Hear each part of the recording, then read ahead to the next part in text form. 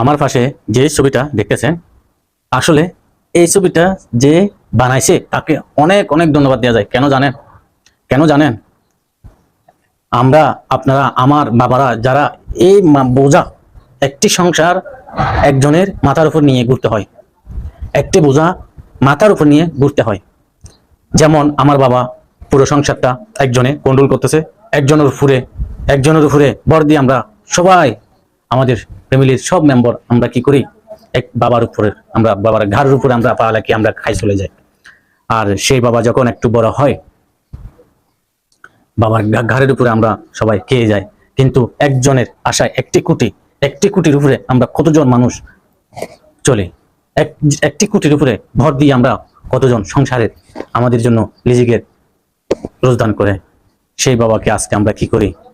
আজকে একটু অবহেলার কারণে আজকে আমরা কি করি বাবাকে? হ্যাঁ বলেন।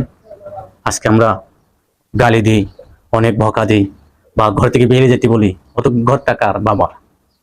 বাবার সম্পদে আমরা বসবাস করি।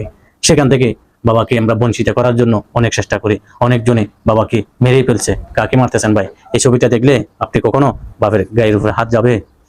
বাবাকে গরম গরম কথা বলা যাবে? বাবাকে পিটানো যাবে?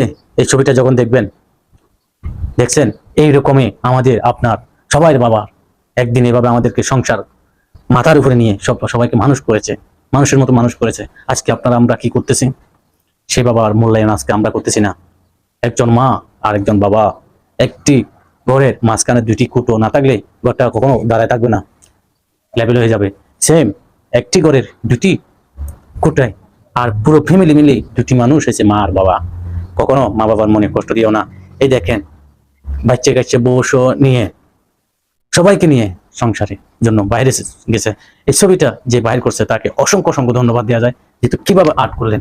এবার এটা আজকে একটা ছোটকালের কথা মনে পড়ে গেল। তো যারা মা বাবাকে এর মায়ের রমজানের উচিলায় যারা মা বাবাকে কষ্ট দেন, এটা দেখে কিছুটা চোখ খেটে অতীতের কথাগুলা ভাবে আপনারা মা বাবাকে যারা কষ্ট দেন, আজকের থেকে এই মায়ের রমজানের উচিলায় আপনারা মাপ চাইয়ে নেন মা বাপ থেকে। ইনশাল্লাহ মা বাবা যদি মাফ করে দেয়, আল্লাহ মাফ করবে। মা বাবা যদি মাফ না করে, পৃথিবীতে আখেরাতে কেউ মাফ করার মতো ক্ষমতা নাই। আল্লাহ নিজেই মাফ করবে না। যার থেকে অন্যায় করেছে সে অন্যায় যে মাফ করে, সেটা কিন্তু আল্লাহ মাফ করবে আখেরাতে। খেয়াল রাখবেন, এখনো সময় আছে।